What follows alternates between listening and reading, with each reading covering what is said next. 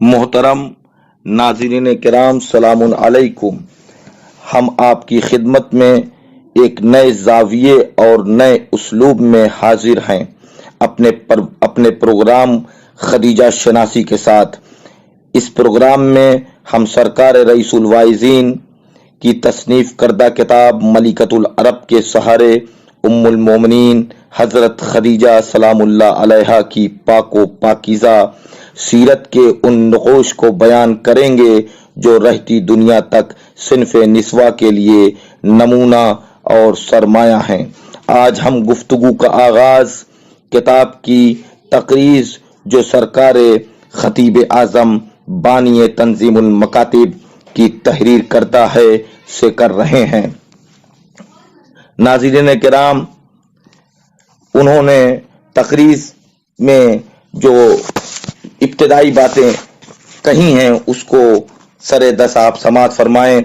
جناب ام المومنین حضرت خدیجہ کے ذاتی کمالات، آپ کی غم گساری نبوت، نصرت اسلام سب کو معلوم ہے، اور بلا شبہ یہ کہا جا سکتا ہے کہ آپ رفیقہ حیات سے زیادہ رفیقہ مقصد تھیں۔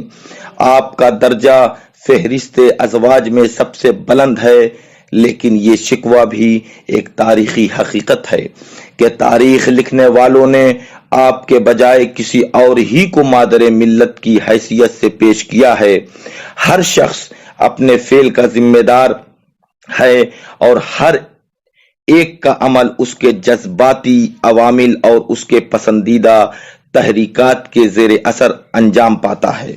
مولا سے وابستگی رکھنے والوں کا ویسے بھی فرض تھا کہ مولا سے وابستہ ہر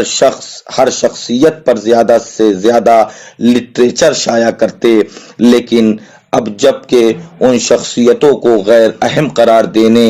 یا بدنام کرنے کی کوششوں کا نہ ختم ہونے والا سلسلہ بھی جاری ہے، تو ان حالات میں اور زیادہ ضروری ہو جاتا ہے کہ ہر شخصیت کو زیادہ سے زیادہ اجاگر کیا جائے، ان ذروں کو بھی فراموش نہ کیا جائے جنہوں نے آفتاب امامت سے کسب ضیاء کیا ہے، کہ جائے کہ مادر اسلام و ایمان جناب خدیجہ سلام اللہ علیہا۔ آپ کی زندگی پر جتنا بھی لکھا جاتا وہ کم ہے۔ قابل مبارکباد ہیں عالی جناب مولانا سید کرار حسین صاحب وائز، جنہوں نے جناب خدیجہ کے حالات پر کتاب لکھی۔ مولانا کے قلم سے بہت سی کتابیں نکل چکی ہیں اور بے پناہ مقبولیت حاصل کر چکی ہیں، اس لیے تعریف و تعارف بے ضرورت ہے بلکہ صحیح حاصل ہے۔ جہاں مولانا کی کتابوں کا مقبول ہونا قوم کی قدردانی، ہمت افزائی اور علم دوستی کی دلیل ہے، وہاں اس سے یہ بھی اندازہ ہوتا ہے کہ ذوق قومی ابھی صحیح حدوں پر باقی ہے، ورنہ اس دور انحطاط میں جبکہ سطحیت ابھار کر رہی ہے، تخریب کاری کو تعمیر و اصلاح کا رنگ دیا جا رہا ہے، اور مداری کے تماشے پر مجمع کو جمع ہونے کی عادت ہو چکی ہے۔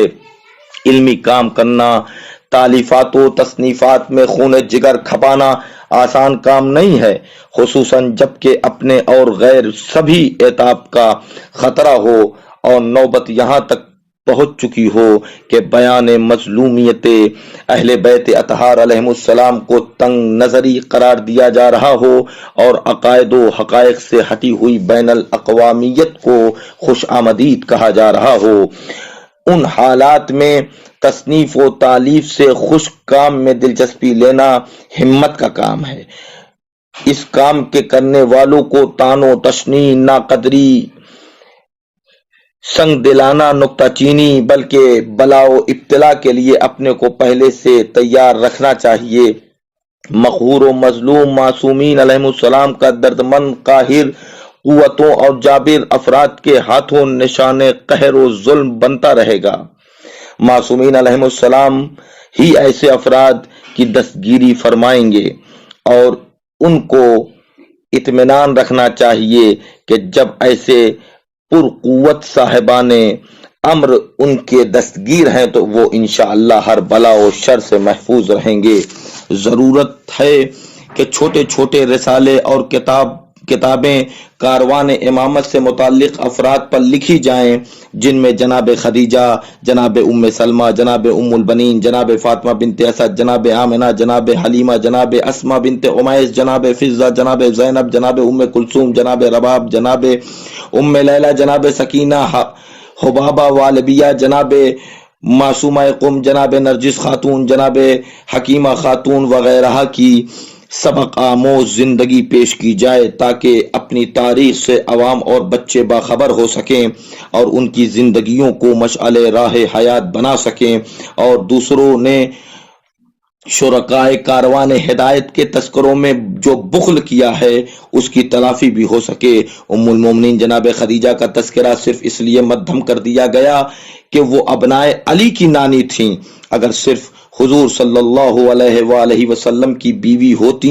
تو ان کا تذکرہ اس طرح بے رخی کا شکار نہ ہوتا، اگرچہ وہ التفات خاص جو نبی کی کسی مخصوص زوجہ کو حاصل ہے وہ پھر بھی حاصل نہ ہوتا، کیونکہ جناب خدیجہ کسی ایسے فرد کی بیٹی یا بہن نہ تھیں جس کے گرد اکثریت کی عقیدت گردش کرتی ہے۔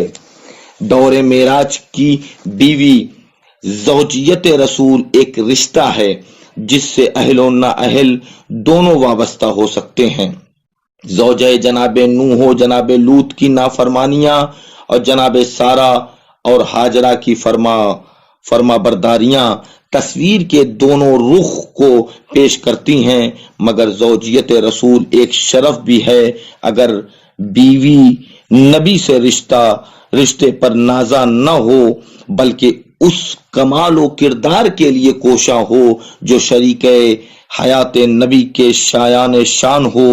یہ شرف حسب صلاحیت و استعداد اور مطابق سعی و کوشش ازواج مطہرات انبیاء نے حاصل کیا ہے۔ تاریخ میں ہر ایک کے کردار کا پرچم اتنا ہی اونچا ہے جتنا انہوں نے زندگی میں اونچا اٹھایا تھا۔ اس شرف کی انتہا کا نام خدیجہ ہے۔ جس طرح صاحب معراج نبی تک نبوت کا پہنچنا معراج نبوت ہے، اسی طرح شرف زوجیت نبی کی معراج بھی یہی ہے کہ وہ اس خدیجہ تک پہنچی جو مرسل اعظم کی زندگی کے دور معراج کی بیوی ہیں۔ ازواج انبیاء کی فہرست کی اونچ نیچ کو دیکھتے ہوئے یہ کہنا بے محل نہ ہوگا کہ رسول کی بیوی ہونا اور ہے اور خدیجہ ہونا اور ہے۔